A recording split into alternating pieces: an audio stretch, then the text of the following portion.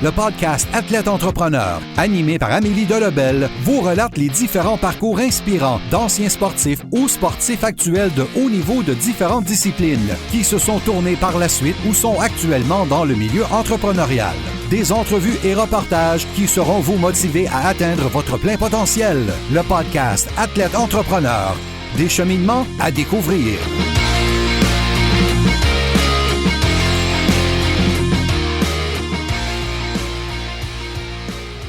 Bonjour à tous, ici votre hôtesse Amélie Delebel et je suis très heureuse de vous accueillir sur mon podcast Athlète Entrepreneur pour cet épisode 124 sur aider les organisations sportives avec la technologie selon Lino Côté de Sportdole. Athlète Entrepreneur est un podcast qui a pour but de motiver les athlètes ou anciens athlètes qui souhaitent se lancer en affaires.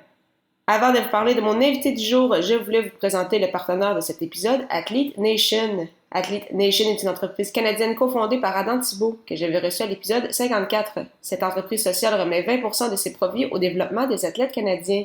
Si vous cherchez des suppléments pour vos entraînements, votre récupération ou votre santé en général, ainsi que des vêtements pour sportifs, je vous recommande ceux d'Athlete Nation. Pour aider directement les athlètes canadiens à atteindre leur plein potentiel, simplement vous rendre au amiedelabel.com/Athlete Nation, ATHLETENATION. Profitez également d'un rabais de 10% sur tous les produits en utilisant le code promo AE10, AE majuscule 10. Pour cette émission, j'ai eu le bonheur de discuter avec Lino Côté, le président de Sportdole, une plateforme fondée en 2009 qui a pour but d'aider les organisations sportives en leur proposant des technologies qui répondent à leurs besoins, que ce soit des organisations professionnelles ou dans le sport amateur. L'ancien gardien de but a vu son entreprise prendre de l'expansion au cours des 12 dernières années. Sans plus attendre, je vous laisse à cette entrevue. Bonne écoute! Alors, j'ai le plaisir de discuter aujourd'hui avec Lino Côté. Salut Lino, comment ça va? Ça va très bien, merci. Et toi, Amélie? Ça va très bien, merci beaucoup. Alors, tout d'abord, Lino, est-ce que tu pourrais nous expliquer qu'est-ce qui t'a intéressé vers la position de gardien de but, puis quel a été ton parcours dans ce sport? Qu'est-ce qui m'a intéressé? Je crois que c'est un moment déclencheur qui était un gardien de but qui s'appelait Simon Lajeunesse, qui était quand j'étais très jeune. J'ai joué mon parcours mag et novice à l'avant. Et lorsque je suis arrivé novice A, il y a ce Simon Lajeunesse qui est un gardien de but qui a évolué longtemps. Il a été jugé en majeur, il a été drafté aussi dans la Ligue nationale. Et je le trouvais beau, je le trouvais élégant, il avait des belles pads, tu sais. Puis je pense que c'est ça qui m'a attiré beaucoup vers le gardien de but. Donc, ce que j'ai fait, c'est que suite à mon année novice, au lieu de suivre l'équipe vers le Atome 2A, parce que presque toute l'équipe a vraiment poursuivi vers l'Atome 2A, j'ai fait un camp à l'école de gardien de but Koja pour finalement débuter Atome C comme gardien de but. Donc, c'est comme ça que ça a débuté. Et j'ai vraiment évolué année après année. Donc, j'ai vraiment commencé en bas de l'échelle. Puis, au gré des années, je faisais des doublelettes. Puis, et finalement, j'ai terminé avec le National de Joliette, là, dans le junior 3. Donc, c'est ça. Tu as disputé ta première année junior, c'est ça, dans le junior 3A à 17 ans. Puis, avant le début de ta deuxième saison, donc à l'âge de 18 ans, tu t'es dit, ma carrière, en fait, tu as déjà mis fin à ta carrière à un jeune âge. Qu'est-ce qui t'a poussé, en fait, à faire ce choix qui est quand même pas facile? Est-ce que la transition a été difficile ou tu étais serein avec cette décision-là? Pour un gardien de but, c'est pas facile quand tu rentres dans les rangs juniors, quand t'es pas étiqueté ou t'as pas fait le bon parcours par les repêchages, par exemple, ou disons le parcours traditionnel d'un gardien de but pour vraiment évoluer, pour être un gardien de but numéro 1. Donc, lorsque j'ai gardé les buts à Joliette, effectivement, on était 3 gardiens de but. Il y avait un gardien de but qui était dans le fond le numéro 1, qui était le vétéran. On était 2 recrues. On était moi et Yann Dany. Donc, évidemment, on n'a pas joué beaucoup. Yann a joué plus que moi. Et moi, j'ai joué quelques matchs. Et à la deuxième année, l'équipe, j'ai appris qu'elle était, dans le fond, avant, tout simplement. Dans le fond, l'équipe, on avait à Joliette une équipe senior qui s'était établie. Donc, l'équipe junior 3 avait beaucoup de difficultés, dans le fond, à aller chercher de l'audience. Dans le fond, ça faisait déjà plusieurs années. C'est une équipe qui avait c'était presque un 10 ans là, de grande réussite. Le National de Joliette avec Jacques Laporte, ils ont gagné des championnats, ils ont gagné la Coupe Fred Page. Donc, pour moi, c'était une remise en question. Puis, c'est à ce moment-là que j'ai vraiment mis de l'avant poursuivi vers mes études et débuté ma petite compagnie de web dans le garage chez mes parents. Donc, c'est ça. Donc, rapidement, tu as eu la piqûre entrepreneuriale. Puis, tu le disais, tu avais lancé une première entreprise. Par la suite, en 2009, ça a été la fondation de Publication Sport, aujourd'hui Sportdol. Qu'est-ce qui t'a attiré vers le milieu entrepreneurial? Parce que, oui, on apprend à l'école, mais ce qu'on voit à l'école dans ce milieu-là, puis la vraie vie, c'est pas exactement la même chose. C'est vrai, je crois, ce qu'on dit, qu'on ne peut pas apprendre à être entrepreneur. On l'est ou on ne l'est pas. Par contre, on peut devenir un excellent entrepreneur avec d'excellentes études ou avec des compétences ou même simplement avec la conviction de croire à un projet, puis d'y arriver, puis de s'entourer de bonnes personnes. Dans mon cas, je crois que j'ai toujours été un peu à l'extérieur, dans le fond, des sentiers battus. J'ai toujours marché à l'extérieur des sentiers battus. Du fait que, justement, de mon jeune âge, le fait que j'ai des parents qui sont québécois-japonais, je suis né au Japon, j'ai dû apprendre le français après tout le monde.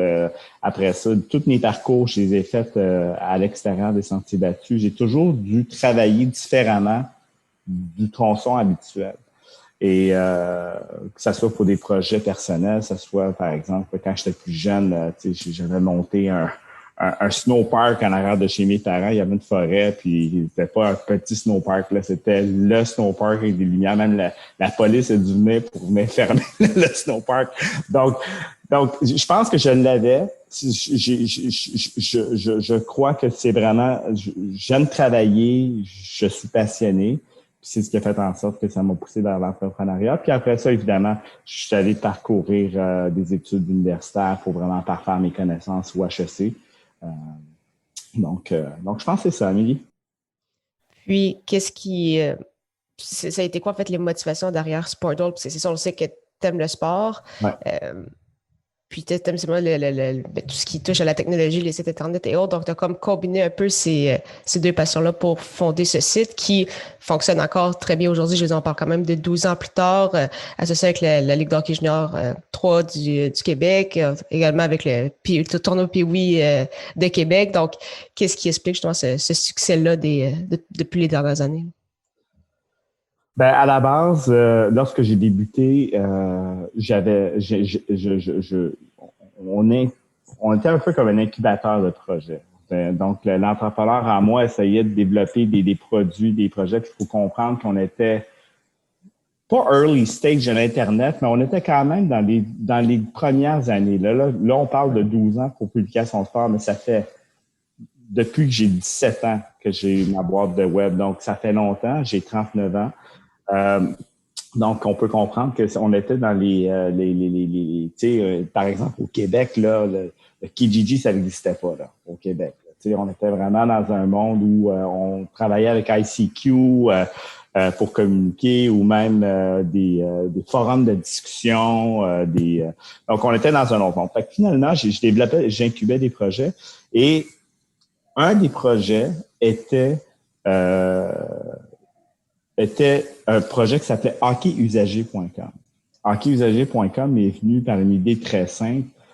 Moi, j'étais gardien de but, comme tu le sais, Amélie, puis mon père venait de la classe moyenne.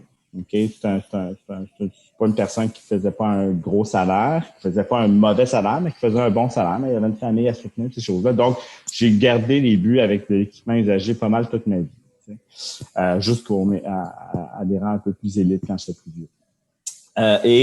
Comment ça fonctionnait dans mon temps? Peut-être, Amélie, dans ton temps, c'est différent, mais on avait des babillards dans les arénas. OK? Donc, sur le babillard, il y avait une section où ce que les parents affichaient leur équipement usagé puis on pouvait se prendre les numéros. Ça, je pense qu'on le voit encore, là, dans le fond, on peut prendre le numéro puis on peut partir. Et à côté, il y avait des classements. OK? Les classements, par exemple, Bantam 2A, où est-ce qu'on se positionnait, ces choses-là. Mais tu peux comprendre que c'est du papier. Donc, on était toujours 2 semaines en retard. OK, 3 semaines en retard. Si l'organisation ne mettait pas à jour le babillard, ben, on le savait presque pas. On attendait le journal régional, imagine-toi, pour recevoir le classement d'il y a 2 semaines, presque. Tu sais. Et c'est là qu'on voyait les communiqués. Donc, c'est là que je me suis dit, mais pourquoi pas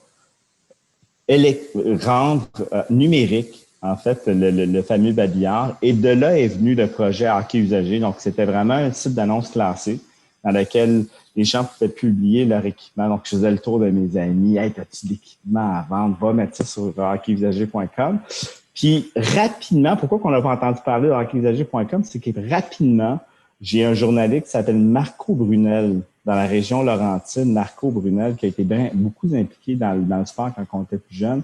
Marco a dit hey, « J'aimerais ça écrire sur ton site web. » Donc, c'est là que rapidement, on est passé d'Hockey Usager à Publication Sport. Okay?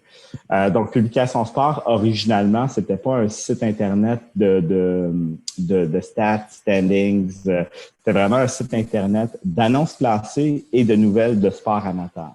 Okay? Et juste pour compléter, on s'est rendu compte que pour avoir de l'achalandage sur le site web, Publication Sport, ben, les gens voulaient des horaires et voulaient des statistiques.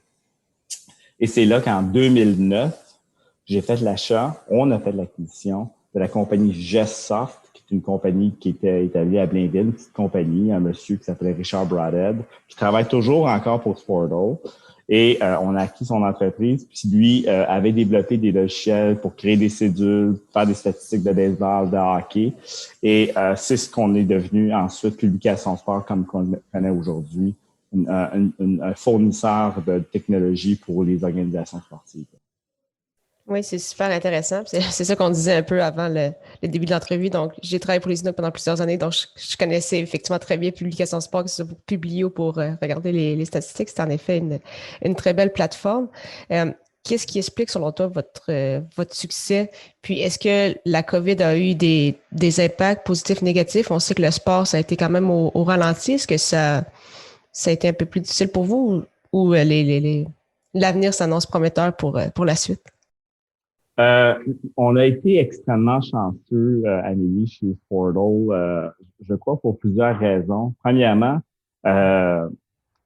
l'industrie, de rentrer dans le marché pour développer des solutions de statistiques, classements, résultats et horaires, des sites web dans le sport, c'est pas une barrière à l'entrée qui est très haute aujourd'hui. Aujourd'hui, tu parles 2-3 programmeurs ou un programmeur qui a un peu de compétences informatiques, qui pourrait bâtir des outils puis l'offrir à des organisations. Donc, je crois que le fait que Sportal était un des premiers joueurs, tu le sais très bien, Amélie, qui est dans le sport, qui évolue dans le sport, on est probablement un des premiers. Avant nous, il y avait des GestSoft, il y avait des Scorekeeper au Québec. En Ontario, il y avait des Point Streak. Donc, on était vraiment early stage dans cette business-là. Donc, ça nous a donné une masse volumique de clients qui a fait en sorte que, oui, certains clients ont de la difficulté, mais j'en ai d'autres, mais en globalité, on s'en est sorti. Okay? Donc, vraiment, le fait qu'historiquement, ça faisait longtemps. Donc, je crois que si j'étais une petite entreprise qui débutait dans le domaine, d'après moi, ça aurait été un peu plus difficile, de s'en sortir.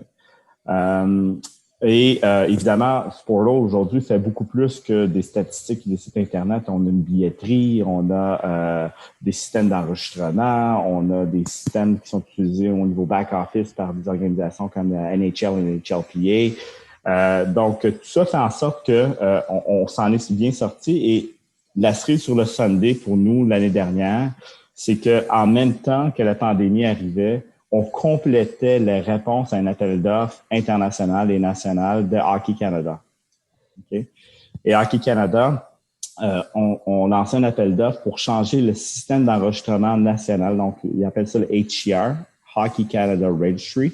Donc, ils ont lancé un appel d'offres. Avant, c'était une technologie qui était propriétaire, qui leur appartenait. Ça faisait plus de 10 ans qu'ils soutenaient leur technologie. Et suite à une consultation et par appel à une équipe de consultants, ils sont venus à la conclusion qu'ils devaient aller vers une technologie SaaS, donc comme nous autres, donc en location d'une technologie. Et c'est un appel d'offres qui était non négligeable. Là. C'est les plus gros joueurs américains qui ont soumissionné, des joueurs canadiens. Et finalement, Sportal a gagné l'appel d'offres en pleine pandémie. Wow. Donc ça, c'est un projet qui a fait en sorte que, d'une part, ça nous a fait un entrée de fonds important. Ouais. On est tombé en embauche plutôt au lieu de faire des mises à pied, on est vraiment tombé en embauche avec des gens qui sont extrêmement compétents. Et en plus de ça, dans le fond, on s'est vu en fait devenir un joueur national d'un seul coup parce que la plateforme est obligatoire. C'est pas je désire utiliser parce que c'est Hockey Canada qui fournit. C'est si tu es une association de hockey mineur ou une organisation, que ce soit scolaire, que ce soit civil ou que ce soit élite, que ce soit du junior majeur avec la CHL, aller jusqu'à du scolaire ou du collégial, on doit absolument rentrer les membres dans le système. Donc, du jour au lendemain, à Lévis, on est devenu un joueur national. Donc, on doit soutenir maintenant 3500 associations et organismes sportifs à travers le Canada. On parle de 750 000 enregistrements. On a importé plus de 5 millions de lignes de données de l'ancien système à la nouvelle plateforme. Donc, les 5 millions, c'est pas d'individus, là, c'est vraiment du data. Donc, c'est immense comme achievement pour Sportal. Puis, on est justement en pleine implantation d'Hockey Canada au niveau national. Wow, en effet, méchant. Très, très beau contrat, là. Donc, félicitations pour ça. Puis, là, c'est sûr qu'il va y avoir du travail à ce niveau-là, mais est-ce que vous avez aussi des objectifs pour les prochaines années, d'autres technologies ou d'autres peut-être contrats que vous aimeriez avoir, peut-être vous étendre un peu plus même à l'international? Bien, évidemment, pour nous, l'octroi du contrat de Hockey Canada, c'est un peu... lorsqu'on est allé rencontrer les gens de Hockey Canada à Calgary, on était dans le processus toujours de l'appel d'offres. Ils rencontraient les compagnies, donc il y a des compagnies de Colorado qui étaient allées, des compagnies de Chicago qui étaient allées, nous qui étaient allés, d'autres compagnies. Quand j'ai rentré dans le meeting, puis là, il y avait le comité de sélection qui était là, puis je leur ai dit, je veux juste que vous compreniez une chose. J'ai dit Sportal ou Publication Sport, Sportal, lorsqu'on a créé cette compagnie-là, l'objectif de 10 ans, c'était de vous avoir comme client. Okay? Donc, pour nous, l'achievement d'Hockey Canada, c'est un moment qui était un objectif en soi. Okay? Et là, c'est niaiseux ce que je dois te dire, mais pour le moment, okay, on n'a pas encore défini le prochain objectif de dans 10 ans. Là, le prochain objectif à court terme, pour les 5 prochaines années, c'est de devenir le joueur dominant coast to coast. On est déjà en train de travailler avec Hockey Canada pour que la majorité des ligues canadiennes utilisent nos systèmes de gestion de ligue, de statistiques, de classement, de résultats, d'enregistrement évidemment, parce que ça, c'est au niveau HA, c'est déjà fait. Mais tout l'écosystème des produits que Sportal offre, Hockey Canada et Sportal et les organisations provinciales, que ce soit encore une fois chapeauté par des organismes provinciaux, mais avec tout le scolaire, le collégial, le civil à l'intérieur de ça. On veut tenter le plus possible d'avoir un écosystème central de façon à ce qu'on puisse suivre d'une façon adéquate l'athlète. L'athlète qui fait une commotion cérébrale dans un match de tournoi, étant donné que le tournoi utilise un système puis la ligue utilise un autre système, le kid va retourner sur la glace. Tu sais, il n'y a pas de suivi de commotion cérébrale. On n'est pas capable de suivre l'athlète d'une façon convenable. On parle de suivi athlétique, ces choses-là. Donc, on veut aller beaucoup plus loin. On est dans un ère de data. Donc, la vision qu'on a pour nous autres, c'est de devenir le joueur national coast to coast. On est déjà en train de travailler, finaliser une transaction qui va nous donner, je peux pas aller te donner plus de détails, mais qui va nous donner une position dominante dans une autre province, comme au Québec. On va être aussi fort dans cette province-là comme au Québec. C'est une grosse province de hockey. Donc, il y en a quelques-unes, donc ça peut te donner laquelle. Puis, encore une fois, c'est vraiment ça notre objectif, Amélie. Mais c'est vraiment intéressant. C'est sûr qu'il va falloir suivre ça. Pour terminer l'entrevue, je pose toujours des petites questions en rafale. Ma première, c'est quelle est la chose la plus importante que le sport t'enseigne? Teamwork. clairement, là, d'être capable de travailler en équipe, puis de gagner, de perdre en équipe. Quel est ton plus beau souvenir sportif? Le tournoi de hockey de Richmond à Tombe 2B. Je crois que c'est le plus bel événement. Puis même, j'en parle avec des amis qui ont été joués junior majeur, qui ont joué dans l'East Coast League, qui ont joué en Europe, qui ont joué cette année-là. J'avais Pascal Morancy, Mario Joly, Jean-Philippe Blaude, il n'était pas là, mais Jean-Philippe était dans le 2A. Mais bref, les gars qui ont joué avec moi cette année-là, on se souvient de ce tournoi-là. Puis, quel serait ton meilleur conseil pour un athlète ou un ancien athlète qui souhaite se lancer en affaires? Pour un athlète qui désire se lancer en affaires, ben, je pense qu'un athlète qui se lance en affaires, il y a déjà une bonne ADN. Okay? Si c'est un joueur qui a joué dans un sport d'équipe, justement, ou dans un sport individuel, donc il a passé à travers les moments de défaite, de victoire. Puis, le seul conseil, c'est de dire, ça a pris des années avant de réussir dans le sport ou que tes objectifs n'ont pas été atteints, tu as été coupé dans les camps d'entraînement qui étaient importants, mais dans les affaires, c'est la même chose. Il n'y a pas de secret. C'est d'y croire, c'est de travailler, persister, s'entourer de bonnes personnes, travailler en équipe. C'est ça ce qui va faire en sorte que, dans le fond, les gens vont croire en toi. Puis si tu te lances en affaires, puis les gens ne croient pas en toi, croient pas en ton message, ne te sens pas dans le fond, tu comprends pas ton client ou t'es pas into it, t'es mieux de pas te lancer en affaires. Vraiment, si tu veux te lancer en affaires, faut que tu comprennes que la première étape, c'est de t'entourer de bonnes personnes. Donc, déjà là, il y a une confiance qui se bâtit à l'interne. Mais après ça, pour que ton produit se mette sur le marché, il faut que les gens croient en toi et croient en ton projet. Mais c'est génial, un beau mot de la fin. Mais merci beaucoup encore une fois, Lino, pour ton temps. Puis la meilleure des chances pour la suite. J'ai bien hâte de suivre tout ça avec Sparto. Merci beaucoup, Amélie, et toi aussi. Je vois beaucoup de belles choses pour toi aussi. Puis félicitations pour tous les efforts que tu mets. Puis on le voit là que tu as des grandes ambitions. Puis je te souhaite, dans le fond, une bonne continuité puis que tu réalises tes plus grands rêves dans ce que tu fais présentement. Merci beaucoup, c'est vraiment apprécié. Merci beaucoup encore une fois à Lino Côté pour son temps et en souhaitant que vous ayez apprécié ce 124e épisode officiel d'Athlète Entrepreneur. Si vous avez déjà un podcast ou vous souhaitez en lancer un, je vous recommande l'hébergeur Blueberry que j'utilise également. Pour obtenir un mois d'essai gratuit sur cette plateforme, simplement allez au ameliedelabel.com/Blueberry, BLUBRRY. Merci beaucoup encore une fois pour votre confiance et je vous attends la semaine prochaine pour un épisode spécial.